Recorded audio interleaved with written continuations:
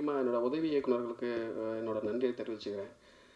ரொம்ப நான் கொஞ்சம் ஜாலியாக தான் இருப்பேன். எல்லாருமே எஃபர்ட் இது வரைக்கும் பயங்கரமாக எஃபர்ட் போட்டு ஒர்க் பண்ணிகிட்ருக்காங்க. நந்தகுமார், அஜய், ஃபைசல் கான், அசோக், மணி, பிரபு, கிருஷ்ணா, இன்னும் நிறைய பேர், புஷ்பா, நிறைய பேர் இருக்காங்க.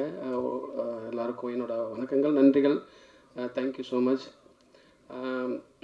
எங்கேருந்து டெக்னிக்கல் ஸ்டார்ட் பண்ணுறதுன்னு தெரியல. என்னோட சினிமாட்டோகிராஃபி டிகேபி தினேஷ்குமார் புருஷோத்தமன். நிறைய பேசிட்டோம் எல்லா இன்டர்வியூலும். அவர் அண்ட் அஜனீஷ் லோக்நாத், காந்தாரா படத்தோட மியூசிக் டைரக்டர். அவர் தான் குரங்கு பொம்மைக்கும் பண்ணார். அவருக்கு கூப்பிட்டு வந்திருக்கேன், சந்தோஷமாக இருக்குது. அண்ட் என் ஃப்ரெண்டு பிலோ மின்ராஜ்.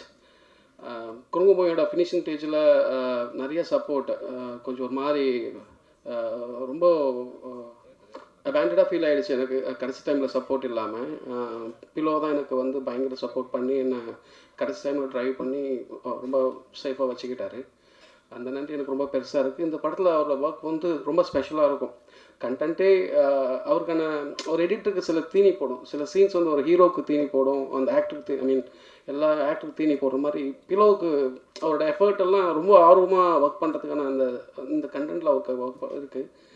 அண்ட் என்னோட செல்வகுமார் சார், ஆர்ட் டைரக்டர்.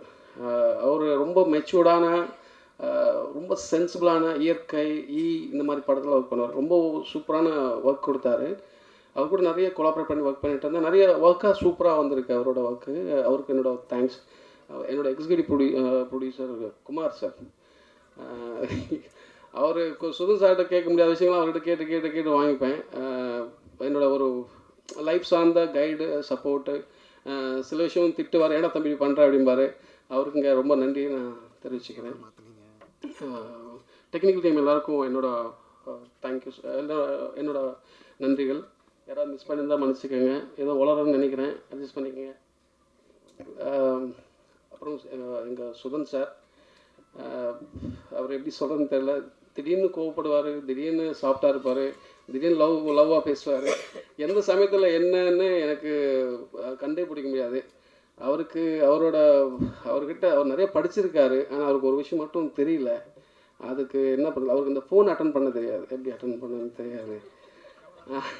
எப்படி அட்டன் பண்ணுறதுன்னு, சரி ஓகே இவருக்கு ஃபோன் அட்டன் பண்ண தெரியல போல் அப்படின்னு சொல்லி ட்ரை பண்ணி அவர் வீட்டுக்கு போனேன், சொல்லித்தரலாம் அப்படின்னு. பார்த்தா ஒரு க்யூ நின்றுட்டுருக்கு அவருக்கு சொல்லி தரத்துக்காக.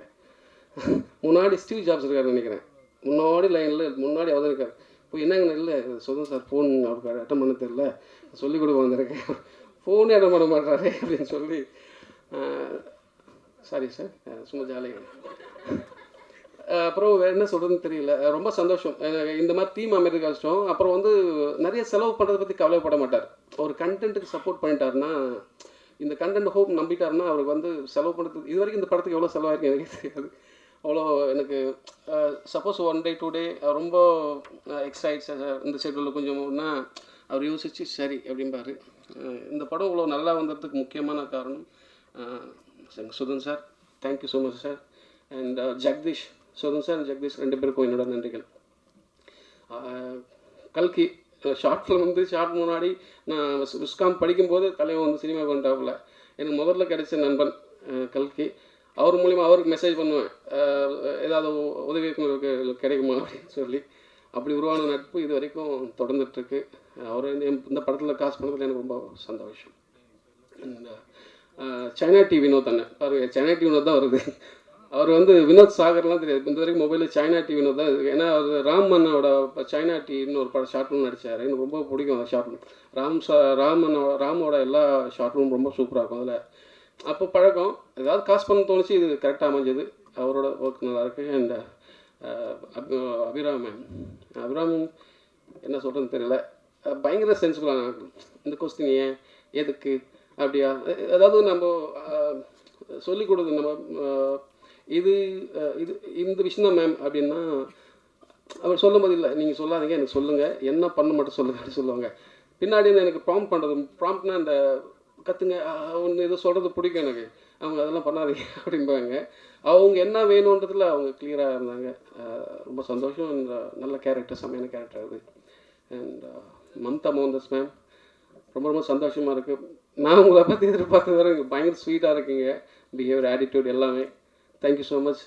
இந்த படத்தில் நீங்கள் வந்ததுக்கு ரொம்ப நன்றி. அப்புறம் என் தலைவன் பாய்ஸ் மனேன்னு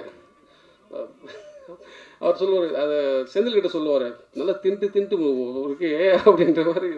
அந்த வீடியோ, அந்த இன்னசென்ட்டு, அப்புறம் அந்த ஆட்டிடியூடு, இந்த ஒரு ஒரு ஒரு ஒரு இன்டர்வியூ கொடுத்தார், அவ்வளோ அந்த ஆட்டிடியூட் பயங்கரமாக இருக்கும். சேதன் அடிக்கடி சொல்லிட்டே இருப்பார் அந்த ஆட்டிடியூட் பற்றி. சேதன் அந்த வீடியோ பார்த்துட்டு, இது இவனை என்னென்னு உனக்கு பிடிச்சிருந்தா இவனுக்கு ஷூட் ஆகிறவனை பாடுறா அப்படின்னு சொல்லி அமிச்சார். அப்புறம் காசு பண்ணிக்கிட்டேன். அதில் சேதன்னு சொன்னார். And at the same time அந்த ஆப்டாக இருந்தார். காசு பண்ணிவிட்டு, காசு பண்ணுறது சேதனுக்கு தெரியாது. இவர் ஓகே ஆக்கியிருக்காரு அப்படின்னு சொல்லிட்டு. இந்த படத்தில் இன்னும் நிறைய பேர் இருக்காங்க. முனிஷ்காந்த் அண்ணன், சிங்கம் புலை, தாஸ் அண்ணன், நட்டி சார், இன்னும் நிறைய பேர் இருக்காங்க. எல்லாரோட ஒர்க்கும் சூப்பராக இருக்குது. அண்ட் முக்கியமாக என் தலை அனுராக் கஷ்யப், அவர் என்னோடய ஃபேவரட். எனக்கு ரொம்ப பிடிச்சிருக்கு, ரொம்ப சந்தோஷமாக இருக்குது அவர் கூட ஒர்க் பண்ணது. நிறைய இந்த படம் சார்ந்து அவருக்கு எந்த மாதிரி தோணுச்சு பிகினிங்கில், போக போக அவ்வளோ ஜெல் ஆகிட்டார். இந்த படம் பார்த்துட்டு ரொம்ப பிடிச்சி போய் கால் பண்ணி பயங்கர பாராட்டிகிட்டே இருந்தார். அப்புறம் நிறைய ஃபெஸ்டிவலுக்கு அவர் ரெஃபர் பண்ணார். லாஸ் ஏஞ்சல்ஸ், புசான், ஆம்ஸ்டர்டாம், நிறைய ஃபெஸ்டிவலுக்கு ரெஃபர் பண்ணியிருக்காரு. போஸ்ட் ரிலீஸ்க்கு அப்புறம் நிறைய இடத்துக்கு போக போகுது. அதுக்கும் அவரோட பெரிய சப்போர்ட். I love him. ரொம்ப பிடிச்சால் கூட ஒர்க் பண்ணதெல்லாம் ரொம்ப சந்தோஷமாக இருக்கலாம். அந்த மாதிரி ஃபைனலி சேதன்னா வந்து குரங்கு பொம்மையோட போஸ்டர் வந்து அவர் தான் ரிலீஸ் பண்ணார் ஃபஸ்ட்டு. அவர் 50 படத்தை நான் தான் டைரக்ட் பண்ணுறேன். எனக்கு ரொம்ப சந்தோஷமாக இருக்குது. ரொம்ப ஈகோ இல்லாத மனுஷன். நிறைய பேர்கிட்ட அந்த மெச்சூரிட்டி இருக்குது. அவங்களோட உயர்ந்த தன்மை, மேன்மக்கள் அப்படின்னு சொல்லுவாங்கள்ல, ஒருத்தனோட மொமெண்ட்டு, அவனோட சூழ்நிலை என்ன அப்படின்னு சொல்லி அதை அவனோட அந்த ஃபியரை போக்கி அதை ஜெல்லாக்கி வைக்கிறது இருக்குல்ல, அவனுக்கு தெரியாமே ஏதோ ஒரு ஒரு ஒரு இது கூட கேள்விப்பட்டிருக்கேன்.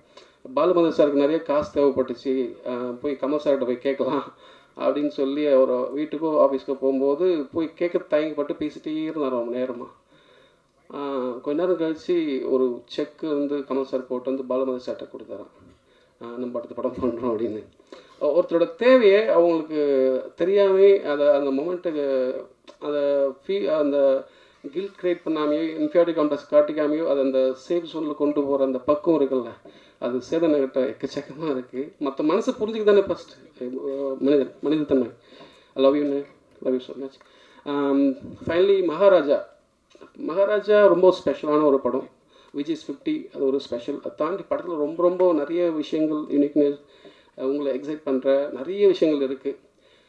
படம் பார்த்து சொல்லுங்கள். எனக்கு நானே பெருமை அடிக்கிறது ஒரு மாதிரி ஆக்வர்டாக இருக்கிற மாதிரி தெரியுது. இந்த படம் பார்த்து நீங்கள் சொல்லுங்கள். படம் கண்டிப்பாக உங்களுக்கு பிடிக்கும் நம்புகிறேன். Thank you so much.